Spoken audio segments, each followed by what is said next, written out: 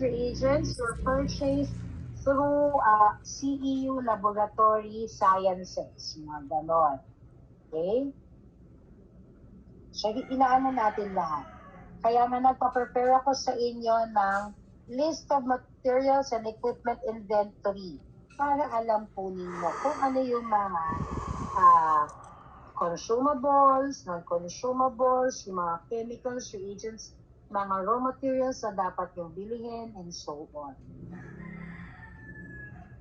Next is the variables, the treatments, and controls. So it defines what will be manipulated, measured, and kept constant. So dito pumapasok na yung mga pinili po ninyo, mga procedure. Okay? So you need to identify on each procedure the independent variable, the dependent, controlled, treatment groups, positive control, negative control, experimental replicates. Ilang replicates ang gagawin natin? So this was all discussed during our module 1. Yan. Kaya nagpa-prepare din po ako ng table ng variable treatment control matrix. Naka-table po yan. Ganito po yung itsura, di ba? Yung ilagay yung independent variable, dependent variable, and so on. Para guide po ninyo. Next is the sample collection and preparation. This is another segment of your chapter 3. Naka-ano po yan, kumbaga this would be 3.2, 3.3. Yan. How do you collect and prepare your samples? Particularly important for research involving plants, biological samples, raw materials, or field samples. So you need to write the source of your sample. Kaya nang tanong namin, saan nyo kukunin yung sample nyo? Would it come from a field? Would it come from a forest? Describe. A little bit lang po. Okay? A few sentences. Hindi kailangan nobela. Sa lahat ng detailed discussion would be found on chapter 2. So sa chapter 3, summary lang po, as in a few sentences will do. Collection collection procedure. How do you collect? Are you gonna collect small, yung young leaves, big leaves? How do you collect them? Will you collect them ng madaling araw? Do you have a special way to collect them? You need to write them. Okay? Gaano karami your starting material? Is it 1 kilo, 10 kilos, 5 kilos? You write. And then if you need to put exclusion, inclusion criteria, you could do so by writing 1 to 2 sentences. Okay? Transportation, kailangan ba ng specialized transportation? You also need to write it. Kasi kung mabilis masira, for example, yung mga seaweed, how do you travel it from the location going to the school? So, yun ilalagay niyo po yun. Again, it's just 1 to 2 sentences. Then, how do you store? How do you prepare your samples? Siya ba ay huhugasan, air dry? Siya ba pagkatapos hugasan, i-freeze dry kagad? What's the special process that you'll be doing upon collection and preparation of your sample? And syempre, hindi mawawala yung authentication. Normally, it's just 1 to 2 sentences again, describing where did you authenticate. Saan kayo nagpa-authenticate? Okay? Yan yung another mga ilang nakapasok ito sa 1 to 2 paragraphs. Lahat ng ito. Minsan isang paragraph na lang ito na nakalagay doon sa inyong chapter 3. Next is experimental procedures or protocols. One of the most important components because it explains exactly how the experiment will be performed. Yan. Sa preparation of sample and reagents, ito pa po ito sa preparation ng sample ninyo. Ito na yung piniprepare nyo yung sample ninyo para dun sa test. Okay? So, kumbaga, tapos nyo na siyang i-grind, extract na talaga siya. So, are you gonna dilute your extract? What reagents will you use to dilute your extract? Ganyan. What is your experimental setup, treatment application, mag-incubate ba kayo, anong procedure nun, measurement procedures, okay, number of trials, controls, sequence of procedures. Very important na tama yung sequence natin. Sabi ko nga sa inyo last time, ang sequence pag mali, mali na rin yung magiging sunod-sunod. Merong mga times hindi nyo na siya magawa kasi mali pala yung sequence. Okay? You miss something, so you need to repeat it.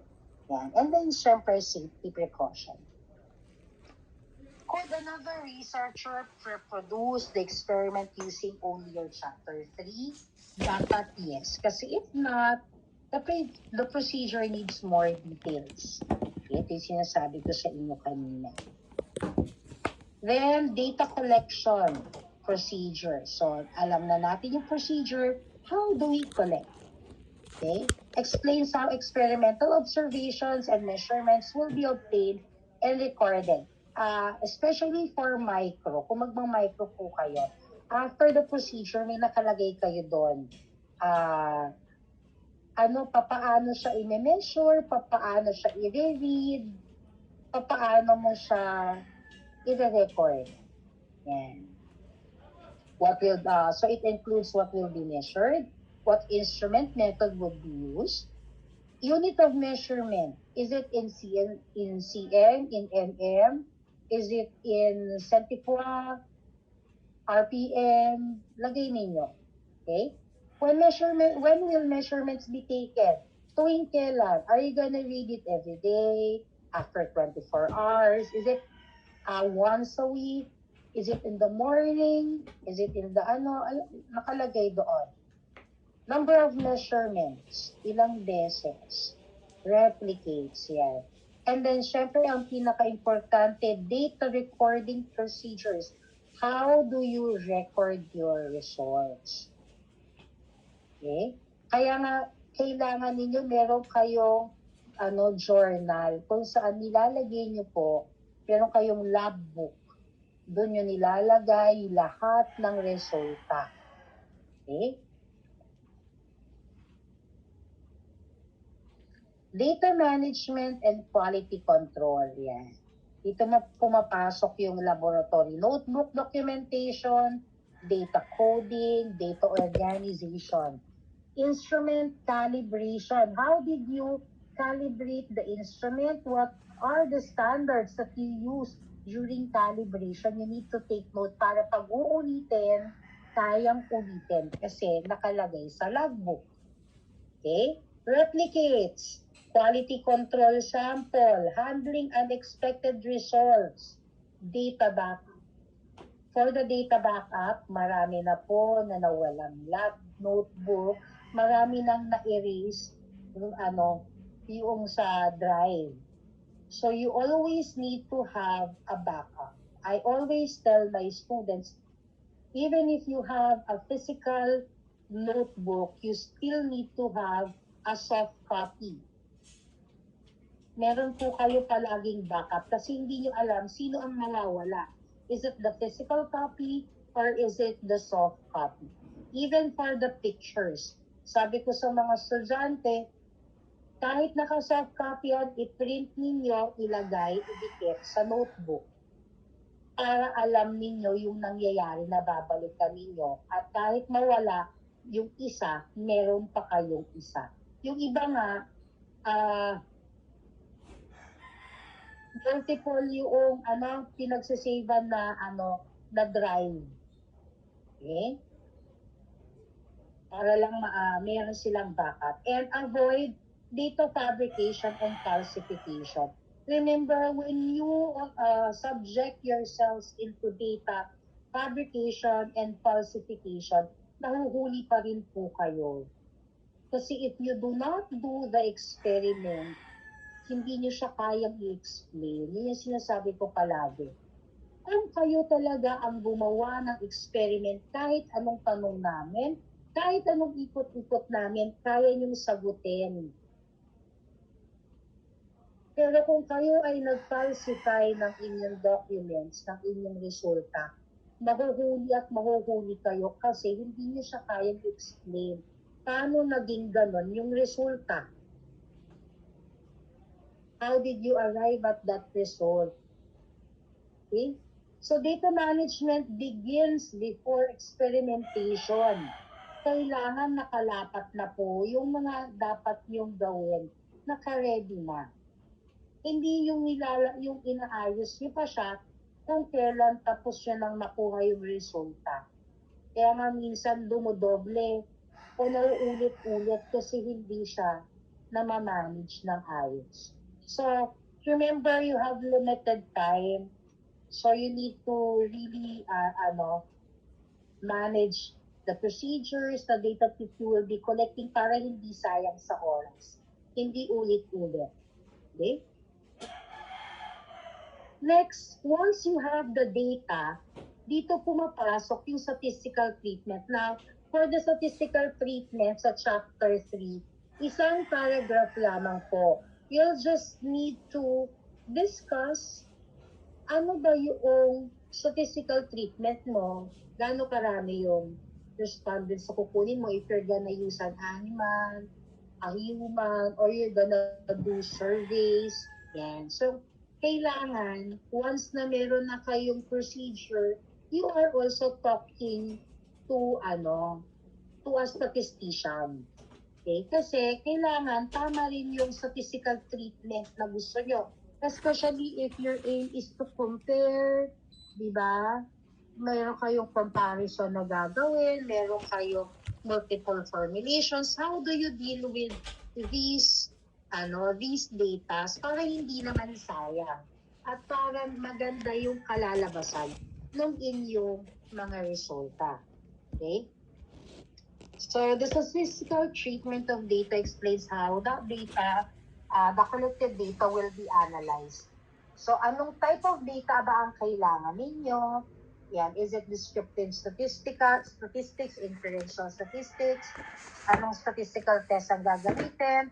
Anong significance level ang gagamitin ninyo? Are you gonna use statistical software? What is that statistical software? Especially if you're gonna do ANOVA, you're gonna do correlation, yung mga Pearson, you need a statistical software. Kaya nga madalas, maganda po nakikipag-usap tayo sa isang statistician. Now, we do have statisticians, yung mga math teachers natin, si Ma'am Raquenyo, si Sir Toledo, yan, sila yung madalas humahawak ng mga stat natin, si Sir Maningas. Pwede nyo silang, you could ask them. Yan, so if you're gonna do some service, you're gonna ask the service of the teachers, you need to, use a form. Kukuha lang kayo ng form sa akin once na pumayag yung mga teachers, and then you'll just be paying 1,500 sa buong process na po yun. Hanggang sa once you collected the data, sila rin po ang magpa-process. Maganda kasi na habang sinusulat mo yung papel, you are already in contact with a statistician. Para alam na nila kagad, alam nyo rin kagad kung gaano ba karaming replicates ang gagawin para gumanda, paano yung treatment na gagawin. Okay? Shows that statistical treatment during research planning and not after the experiment. Pero kasi mga times, pero show lang yun na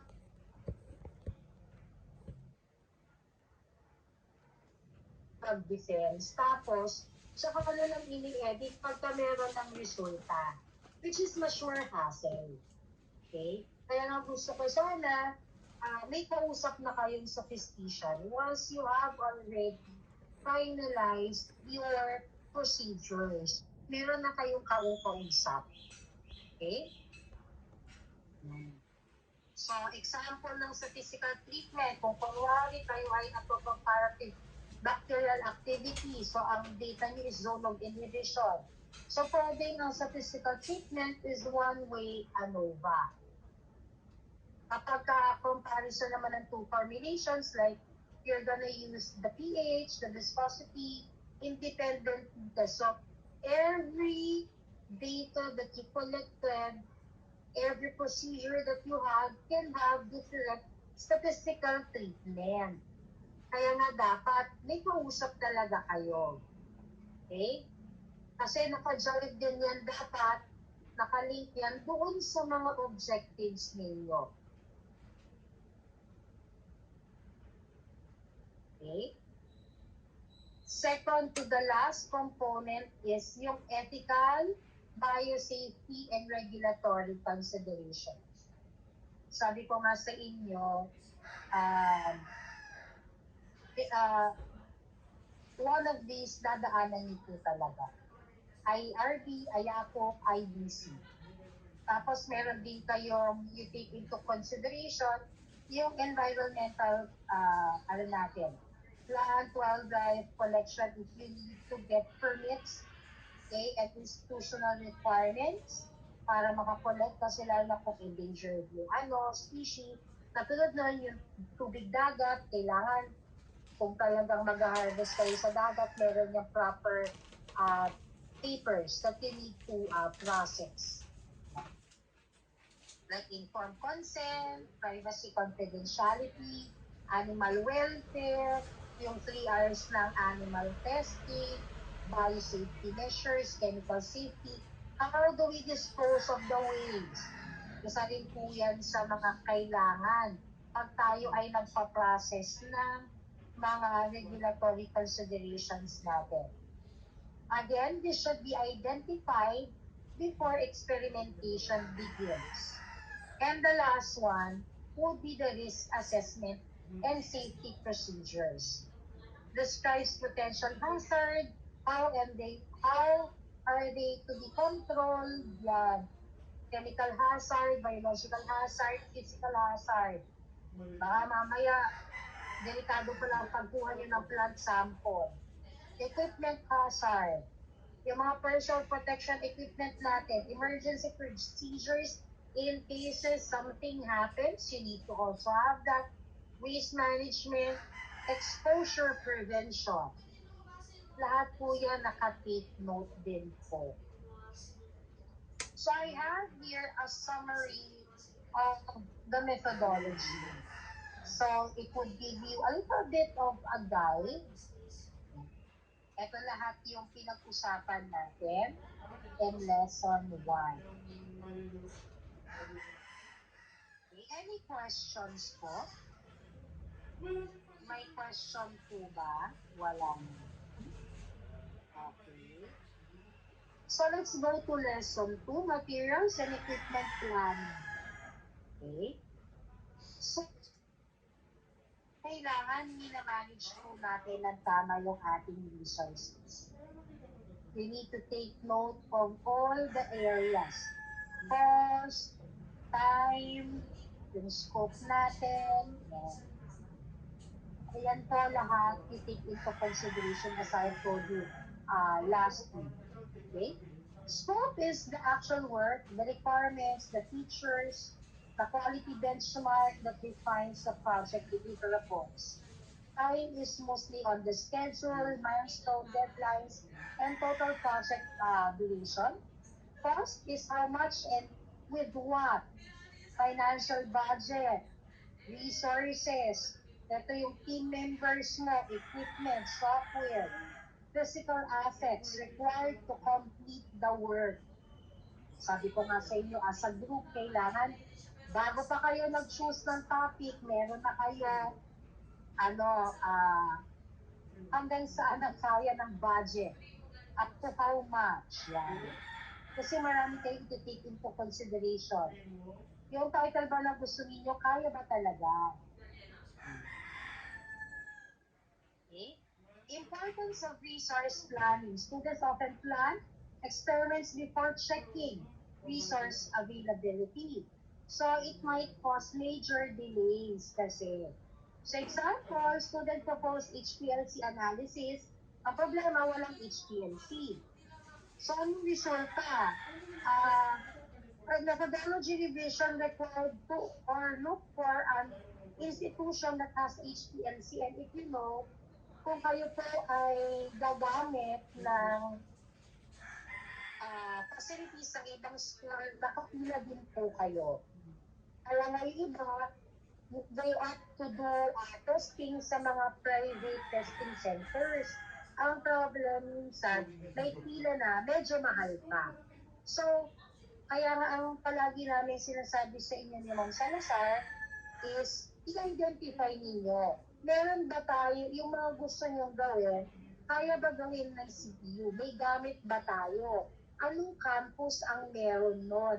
Para in case na hindi pwede sa Manila, saan tayo pwede tumakbo? Can we go to Makati campus? Can we go to Malolos campus? Para magawa natin? Okay?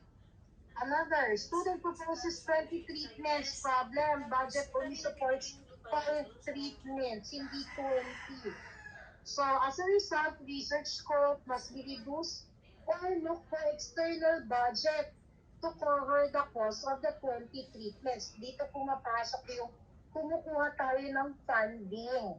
Sabi ko nga sa inyo, kung hindi po kaya ng budget ng magulang, budget ninyo, you have the option look for funding. I-alok natin to doon sa mga internship sites natin. Baka they are also into R&D, naghahanap sila ng bagong ingredient na baka naman pwede yun yung maging topic nyo para makatulong. So, hindi nyo pa problemahin sa kukuha ng sample o kaya bibigyan nila kayo ng konting funds para ma-produce yung isang part ng test na kailangan nila. So just make sure when you do the funding type, kailangan po naka-acknowledge po sila. Nakalagay po sa ating research paper na finan po yan ng ganitong company. Naka-declare yan sa Chapter 3, even on Chapter 4 and 5. Materials planning, classify materials, yung mga primary, yung mga chemical reagent, consumables, and so on. If you would remember, I also discussed this in chapter module 1, kaya nagpo-prepare din po ako ng listahan ng mga gamit ninyo. Equipment planning. Yan. Students should know which are essential equipments from supporting equipment. Ang sinabi natin essential equipment without which the experiment cannot proceed. So ito yung mga madalas specialized na mga equipments natin. Supporting equipments, meron din tayo pero hindi siya critical. Mga glasswares, pwede mo natin palitan yan. Diba? So you identify which is the essential, which is the supporting. Para alam niyo kung paano editing ang gagawin ninyo. So, I have here equipment assessment questions to help you identify. So, can the equipment perform the required measurements? Can they accommodate sample size? Product accurate results. Okay, so kung masasagot niyo yan, ma-identify niyo na po. Kaya nga meron na tayong activity dun sa una nating module. I-list nyo lahat ng mga materials nyo, consumable, yung mga equipments, essential supporting equipments. This will be your guide. Okay? So, lesson 3 is all about data collection plan. Sabi ko nga, the data serve as the evidence upon which conclusions are based. So kung napangit po yung process ninyo, malamang sa malamang po, mapangit din po yung magiging resulta. But if you have a strong process, maganda, the results would also be very nice, very strong. Okay? So nasa tamang pag-prepare niyo po yan. Yung tamang pagpili ng proseso, tamang pag-execute ng proseso para yung makukuha yung data is maayos. Okay? So as you could see here, what happens if you are if you have a very messy process, so syempre, yung resulta mo, hindi rin maayos. Your formulation would also be, ano siya, domino effect kasi siya eh. Pag hindi maayos yung pag-kolekta mo, nadidelay ka ng nadidelay, pumapangit yung resulta mo, malaki ang chance ito ay paulit-ulit. Okay? So, plan your processes. Nasa tamang pagpaplano lang talaga yan and execution ng plans ninyo. Data quality dimensions dapat accurate. Okay? Dapat precise. It should also be reliable and it can be verified. It should be valid. Okay? Ito yung palagi yung iti-take into consideration when you do the experiment and when you collect your data. Kasi once there's something wrong with your data, remember, even if you have a very nice statistical treatment, kahit anong mangyari, mapangit pa rin po ang lalabas sa statistical treatment dun sa mga statistical data na makukuha ninyo. So, in designing a data collection plan, students should identify what data will be collected, when will the data be collected, how often, by whom, using what instrument. So, eto po yung isang mga activity ninyo. You need to make a data collection matrix. So, what's the objective? The data needed? Anong instrument ang kailangan? Tuwing kailan? What's the frequency? Now, why am I asking you to do this? Kasi mas mapapabilis yung pag-aayos ninyo. Okay? Mas organized. Yeah. So, lahat ng gusto nyong objectives, ano yung mga gamit na gagamitin? Ilista ninyo. Okay? Ano yung mga data na kailangan yung kolektahin doon? And then, what specific instrument? Is it a supporting instrument? Is it yung mismong highlight na instrument? Ilista ninyo. Okay? Para alam ninyo kung ano yung mga gagamitin ninyo. Okay? So, always remember, you need to document whatever you'll be doing. Kaya, dapat meron na kayong journal, notebook, logbook, kumbaga, kasi doon yung lahat nilalagay. Okay? So, you also need to practice good laboratory practice, ha? From the cleaning to the organization of your staff, especially kapag kayo ay nagsisimula ng magkolekta, okay, maggawa ng experiment, always follow good laboratory practice. Remember, kung hindi na-process ng malinis ang samples, yung sample na gagamitin ninyo for your test would also be subpar. To the point na baka mamaya sa stability testing lahat fail. Or wala kang nakuhang resulta ng antioxidation, wala kayong nakuhang maayos sa resulta ng resonant inhibition, hindi maayos ang formulation nyo because of the method that you use sa pag-extract pa lang. So again, always it's a domino effect. Okay? So from the start up to the last, always practice good laboratory management. So, students should maintain laboratory notebook, observation sheet, raw data forms, and electronic records. As I have told you, dapat may backup kayo. You have a soft copy and you have hard copy. Para kung ano man po ang mangyari, your data is still safe. Also, the data integrity. Please do not do these scientific misconducts like fabrication, falsification, selective reporting. Hindi na natin na-report yung mga negative results. Always, sabi ko nga sa inyo, even if it's a negative result, it's still a result that you need to report.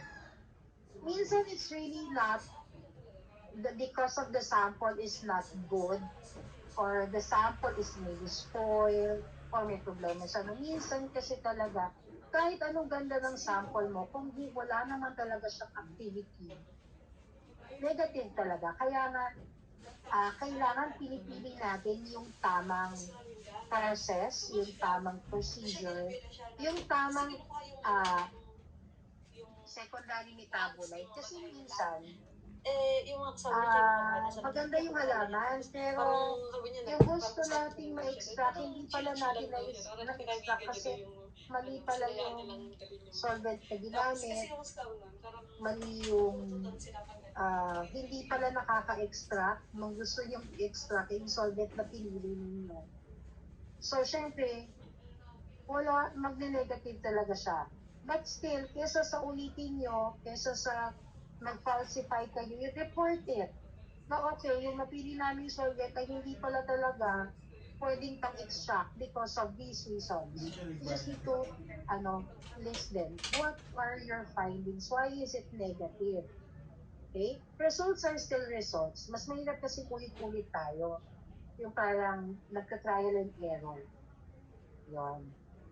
Kaya nga, as much as possible, pagdating ng finals, na tayo mag-trial and error bago pa tayo mag-full blast ng mga results, ng procedures natin. So if you're having a hard time identifying which is the best method of extraction, di ba? You try it na. Nagka-try natin. Nag-dry run tayo. The last lesson would be statistical treatment plan. Okay? Ano lang to? Very, very brief. Yan. So, statistics provide an objective basis for decision making. So, without statistics, researchers rely on subjective observations. For example, treatment A appears better than treatment B. Or the question is the difference real due or due to random chances lang? Okay? Statistics answers this question para hindi tayo nanguhula. Hindi siya parang gut feel lang. Hindi, kasi feeling ko, mga gano'n. So, let the numbers do the decision for you. Okay? Always think, okay, the population, the entire group of interest, yung samples natin, subset of a population, yan, yung most research studies use samples, yan. So, statistics help infer findings from samples to population. Now, may iba't iba tayong statistical test, analysis. Okay? Pwede tayong mag-descriptive, statistics. Ito yung to summarize your data. So, you'll just use median, mean, standard deviation. Minsan naman, may papasok din tayo inferential statistics. Ito nagdodraw na tayo ng conclusion. You're using t-test, ANOVA, correlation, regression. Remember, sa isang experimental research, itong dalawang to, gamit na gamit natin to. Palagi po ito na magkakasama. Okay? Kasi meron tayong mga data na kailangan lang natin to summarize, and we really also have data that would really give you a conclusion, especially if you're comparing, if you're, let's say, testing the stability, yan, imposibleng wala kayong inferential statistics na gagawin. Okay? So, matching statistics to research questions. Students frequently choose statistical tests incorrectly. So, if you're comparing two treatments, you will be using t-test. If you're comparing 3 or more treatments, baka mag-ANOVA ka na. Relationship between variables, you'll be using correlation. If you're gonna predict regression, kaya nga po it's very important Now, once you have your procedures, your objectives, you can start talking to a statistician para alam nyo kung tama ba yung gagawin ninyo. Okay? May idea na kayo. Gaano ba karaming sample, tao? Ilang bang replicates ang gagamitin ko? Ilang hayop ba yung kailangan ko para sa test ko? Okay, yung mga may pahid-pahid dyan, yan. Statistician po ang magbibigay sa inyo ilang tao ang kailangan ninyo para maging okay yung statistical result ninyo. Ilang replicates. Yan. So maganda, may kausap kayo now. If you have reliable persons outside of CNU, na totoong statistician, pwede naman po ninyong kausapin sila. Okay, you have the option. Pero kung magbabayad rin lang po kayo, check nyo muna sino ang mas mura. Kasi baka mamaya, meron kasing mga statistician sa labas na nananaga ng presyo. Okay? Kung masyado po siyang mahal, I would suggest you just talk to the math teachers that I told you earlier, si Ma'am Raquelio, si Sir Toledo, si Sir Manilas, because they are the ones that do yung mga parang pro bono na ng mga statistics sa research. Kasi 1.5 lang po ang sinisingil ni CE para sa mga statistician. Pero as I have heard some na lumabas, nagpagawa sa labas, pumanap ng statistician, siningil sila ng mga 15 to 20,000. So again, it's up to you guys kung magkano ba ang budget natin. It all would boil down to how much budget are you planning to allocate on the statistical treatment. Yung iba pa nga, bumili pa ng yung software. Yan. So, again, nasa sa inyo po. Okay? Pero as much as possible, you talk to a statistician. Yan. Statistical assumptions. Yan. Yung normality, independence, homogeneity of variance, yung mga Brooks method, singular variability, and so on. Why sample size matters? Too few samples have a low statistical power. Pag sobrang dami naman, sayang din sa resources. Kasi minsan, okay na yung 3, okay na yung 5. Hindi mo kailangan maging 10, 50. Depende pa rin po yan sa gusto nating i-achieve. Okay? Pero remember, your resources are limited. And then replication increases reliability, precision, confidence. Kaya nga madalas, naglalaro po yung replicates natin sa 3 and 5. Pinakamaganda talaga 5 replicates. Pero kung hindi kaya ng sample, kasi konti lang talaga yung na-extra kahit tipong 10, 20 kilos na yung ginamit mo, tapos tipong ang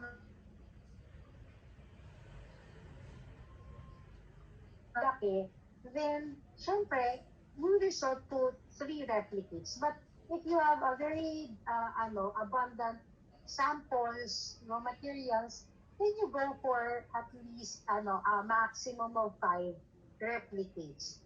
Okay? Para mas maganda yung reliability, yung precision, and yung confidence ng mga results ninyo. Okay?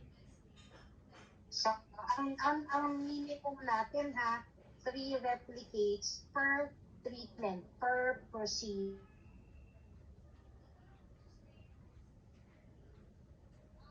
The statistical treatment plan para meron kayong konting guide when analyzing your data. Tapos pwede nyo na lang itong ipa-verify sa chosen statistician po ninyo. So, I have your activity methodological alignment. Ayan. So, i-align nyo lang po ay identify yung research objective, experimental procedure na sasagot ng objective na yon, ano yung data na i-collect, anong statistical treatment ang gagawin, and ano yung expected output. So, kung may 5 kayong objective, may 5 kayong mga highlighted procedures, yung major, okay, tsaka yung mga sub areas, tapos ano yung mga data na i-collect, statistical test, parang hindi yung pinagawa ko ng mga naunang unang mga discussion. Naka-summarize lang po ito. This would be a summary of your methodology. Para nakikita nyo kung aligned ba siya or hindi. Nasasagot ba natin yung objectives natin? Kasi madalas, nagawa na yung test, natapos na, biglang sasabihin ni Pan, hindi naman nasagot yung objective mo eh. So instead na nagre-writing ka na lang, pinapaulit ka pa. So this might be the cause of not graduating. Kaya mas maganda, talagang pag nag-analyze tayo ng objective natin, swak at tama yung procedure na ibabangga natin so we can get the correct data and we can process and decide and give talaga yung tamang result. Okay? As a summary, methodology development is a scientific decision-making process. It's not merely a writing activity. A strong Chapter 3 demonstrates scientific rigor, feasibility, ethical compliance, resource awareness, data integrity, statistical appropriateness, alignment with research objectives. So the ultimate question is, will this methodology generate the evidences needed to answer my research objective? If yes, then your research methodology is ready for ethical review. Parang ready na rin kayo sa proposal defense that will be happening sometime late prelim, early midterm, and eventually yung pag-conduct nyo ng experimentation. Now, if you still cannot answer yes to this, then you need to refine your Chapter 3. You need to refine your methodology. Okay? Kaya nga merong mga times, kahit hindi pa prepared pagka-proposal defense, nauusisa maigi. That's why we also would like to really do the proposal defense, the title defense, at the end of prelim, starting ng midterm, kasi magre-revise pa kayo. Now, the panels are, hindi nyo sila kailangan katakutan kasi they would be the one to really check, tama ba yung mga pinopose nyo? Kasi baka kailangan ng refinement. So, minsan kasi nakakalusot sa amin, so we do get experts para ma-refine yung process ninyo para mas mapaganda, mas maging malinaw. Okay? Hindi naman dapat katakutan yung proposal defense. Yun lang kasi, if you're not ready, if you did not write your papers properly, marami talagang mapapansin yung mga panelists. So medyo dun lang nakaka-stress kasi parang lahat na lang ng sinulat mo, inulirap. But if you're gonna write it properly, if you're gonna choose processes properly, procedures properly, then konti lang. And then remember, kayo itong nag-propose. Kaya-kaya niyong depensahan. Remember, we are just asking because we don't know the topic. We're asking you so that you could clarify it to us. So we can understand better what you want to do. So, pag nagtatanong kami, huwag kayong matakot. Okay? Kasi we just really like to really check whether you know your topic very well. I saw some of you last meeting nung kayo'y pinakausap ni Ma'am Salazar, medyo nanglulumo kayo. Okay? It's normal that there are times na when we ask, hindi nyo talaga siya nasasagot. And wag nyo masyadong dibdibin. Hindi ito yung rason para kayo ay mag-away-away. Okay? Kasi meron kaming mga na-observe ni Ma'am Salsay na parang, parang malapit na sila mag-away just because of hindi lang masagot ng ayos yung mga questions namin. Okay? We're asking you those questions so that we check. So hanggang saan na yung na-aral ninyo? Hanggang saan na yung nabasa ninyo? Hanggang saan na kayo prepared? Okay? So, wag po natin mamasamain kung yung mga ka-groupmates natin hindi nakasagot. Wag rin natin dibdibin kung masyado namin kayong nag-iisa. We would just like to really get to have an idea how well do you know your topic. Remember, if you really know well your topic, any questions tayo nang sagutin. And it's okay kasi kaka-start nyo lang naman.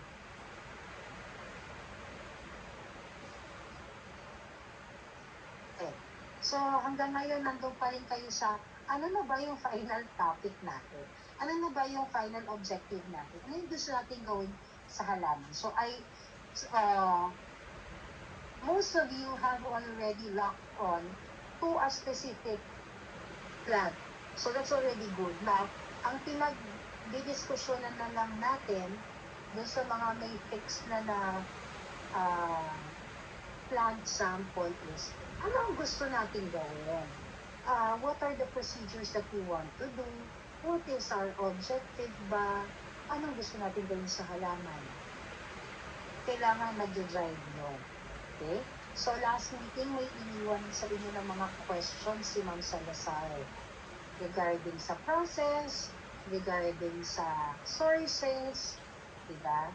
So, I do hope during last week, medyo nakapag-usap na kayo ng mga ka-classmate nyo, nakapag-check na kayo ng mga journals ninyo. So, during this week, ganun pa rin tayo, you finalize. If you have questions, okay, please do not hesitate to message us, kami yung Salazar, para masagot namin yung mga tanong ninyo. Hindi ko pa nakakausap si Ma'am Salazar. Anong oras kami magsa-start ng consultation? But I'll be giving you a little bit time because I know hindi pa kayo kumakain. Okay. Tama ba ako? Hindi pa kayo kumakain? O tinulugan mo ko ulit? Alin tayo? Yung iba umiiyak na, yung iba nakapangsak, yung iba tumatawa. Okay, speaker. I'll be giving you time. I'll be messaging ng Salazar kung ready na ba. Ready na ba kayo? Mga ano oras kayo ready for for consultation? Bakit lahat kayo umiiyak? Bakit tayo umiiyak? So, it means hindi pa kayo nakakapag-usap. So, I'll be giving you this time. Mag-message lang kami sa inyo kung what time would be the consultation. So, use this time. You could open your own Google link para makapag-usap-usap po kayo. Kasi, kailangan lahat ng grupo may nabasa, may ambag para walang away-away. Kasi hindi porket hindi yun yung gusto niyong topic, hindi na kayo tutulong again. Remember, this is a group effort. Pag hindi kayo tumulong, baka i-evict kayo ng mga kagrupo nyo. Mas mahirap yun. So, you talk with your group mates, you talk with them, paano, asan na, ano nang gagawin. Para pag kinausap kayo ni Ma'am Salazar uli mamaya, regarding on the questions that was left to you last Monday, may sagot na po kayo. Okay? Meron na kayong maibaba pong sagot kay Ma'am Salazar. Maliwanag po ba? Mga time po tayo siguro. Para masabi ko kay Ma'am Salazar. Ay, hindi. Mag-message na lang ako kay Kay. Oo.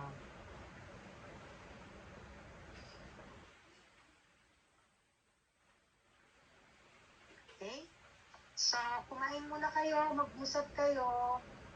Tapos, may online class kayo mamayang 1, tama ba ako? May 1 hanggang anong oras kayo? Hanggang anong oras kayo? 4:30 po. Hanggang 4:30. I-message ko muna si Ma'am Salazar. Balitaan ko kayo kung kaya niya, kung kaya na niyang mag-consultation ng mga May klase kasi siya ng 11:30 eh. So, tignan natin kung ready na ba kayo magpa-consult ng araw sa mga 10 o'clock? Meron na po bang ready? Wala pa. Consultation. Para walang gusto mong pa-consult. Parang gusto mong pa-consult. Ano ba tayo? Sabay naman pa tayo magko-consultation. Ano balak natin? Meron isang grupo magpapakonsult. Sige. Okay, kumain muna kayo. Tapos, message ko lang si Ma'am Salazar. Okay? So, siguro mga 10, sabihin ko. Okay na tayo ng mga 10. Dun sa unang grupo. Kasi lang po 11 pa naman si Ma'am Salazar. Okay, sige. Mga 10 o'clock, ha? Sige. See you later. Mag-breakfast muna kayo. Mag-usap kayo, ha? Mag-ano kayo ng Google Meet. Para makapag-usap-usap kayo, para prepared kayo. Okay. See you all later. Bye-bye. Thank you po. Thank you, ma'am. Thank you po.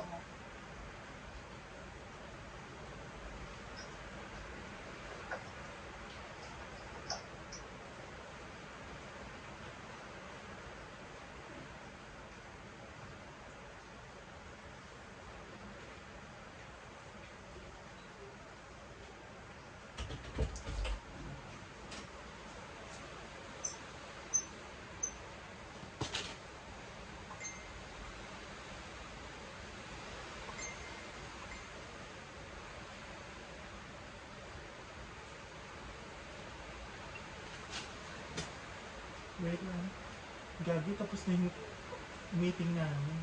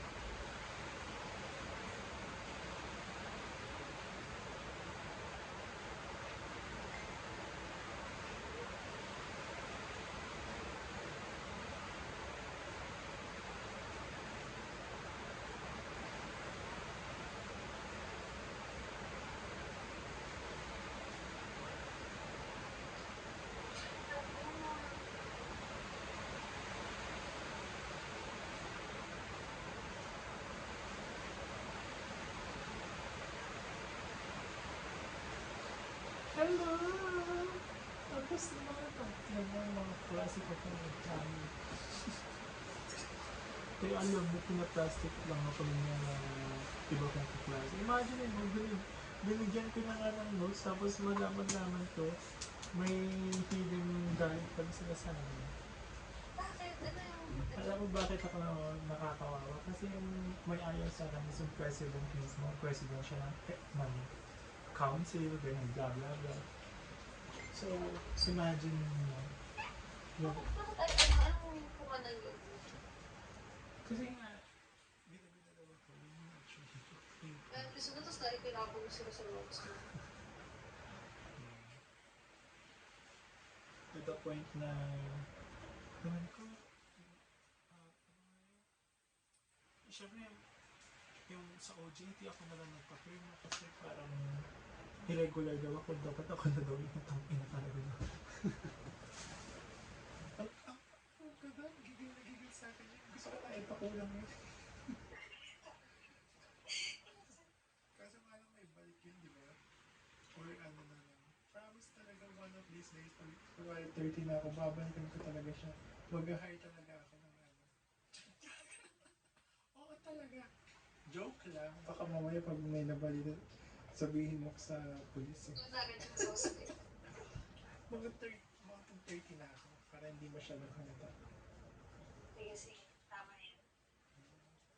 Di mo na talaga yung galit niya. Like, sabi ko nga sa mga friend ko, ba't ganun yung galit niya sa akin? Never naman kami nag-usap talaga. We barely interacted, pero ganun yung galit niya sa akin. Grabe siya. Feeling ko, ewan ko dun. Alin na lang. Ganda siya. Basta, at saka ano yung isip bata. Actually, yung isip bata. Ano ba yun? Actually, Classmate mo? ano nga siya, 20 na? Eh kasi parang na-accelerate daw siya. Matalino naman siya. Tinay ko ano siya. Tinay ko competitive siya. Nabi. Yeah. Baka kasi sinasapawan ko kasi. Di ba masipag ka mag-aral? So, minsan ako yung halos, minsan siya. Ay, kaya pa, rival mo. Talaga yun. Pero hindi naman ako nakikipag-rival sa kanya kasi wala din naman ako Latin honors, running for Latin honors. Kasi, di ba nag-shift ako? So, pag nag-shift ka, basta pag hindi 100% yung unit mo na lumutin mo, hindi ka naman pwede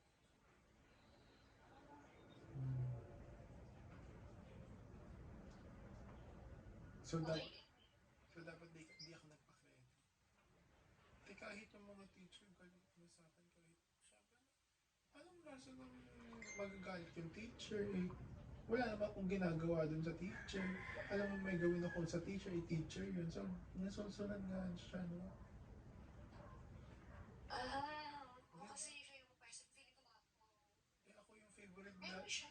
Ako yung favorite ng mga teacher ng first year tsaka second year, yung third year, yung na-influensyahan na sila nun, wala na. Ako pa yung ano, Huwag mo na bibigyan ng notes, eh. Hindi na nga. Parang isang beses ko lang siya nabigyan ng notes.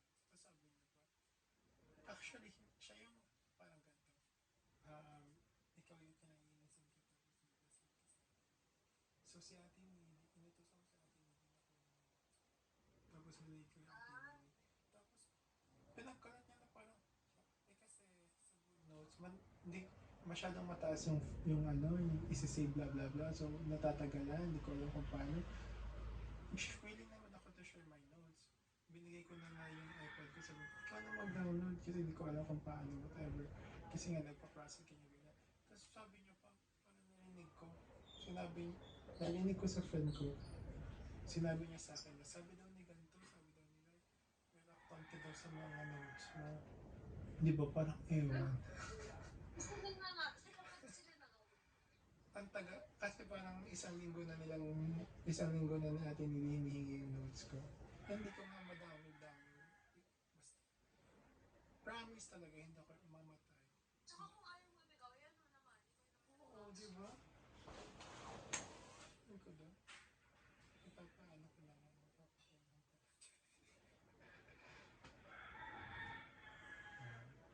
Marami siya. Kaya minsan ako nga yung pupursige na babae. Ako na nga namin sa ano namin. Ayaw nga pala.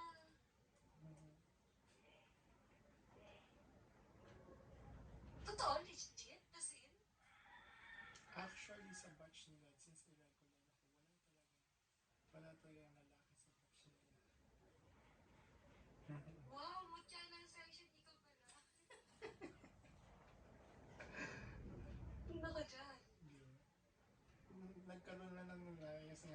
irregular ako, di ba? Ang tanga ko kasi nakalimutan kong isama yung kasi sabi nung sa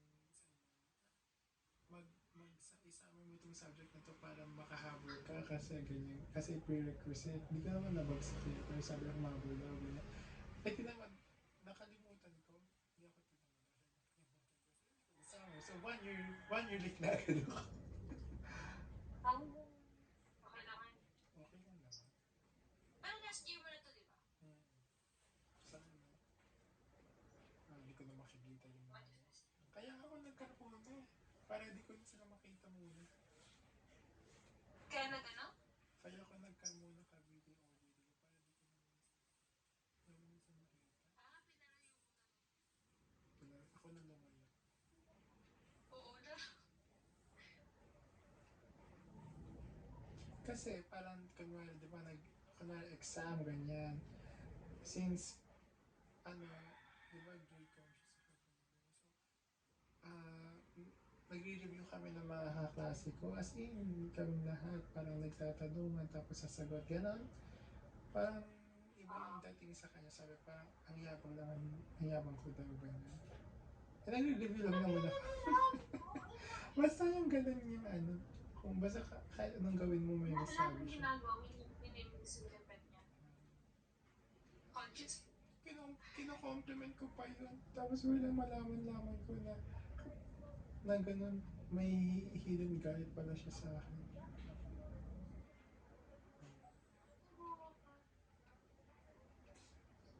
Tapos, akala ko kasi wala pa siya. May grupo kasi siya.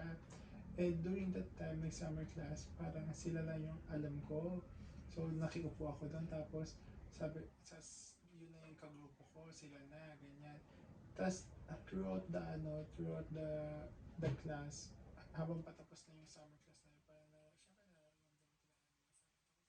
syempre, ako lang, sarili ko lang yung, ko, yung,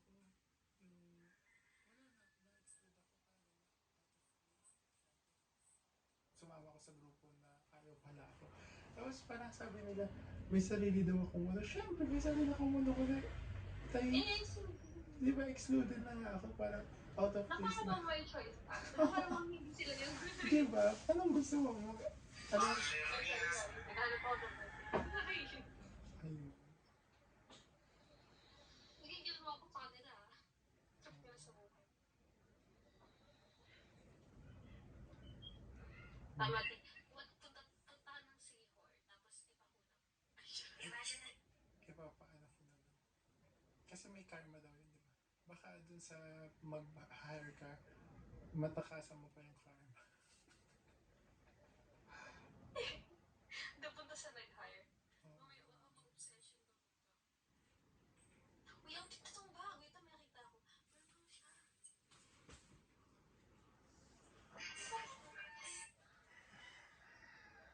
Yung cute niya, may purple pa.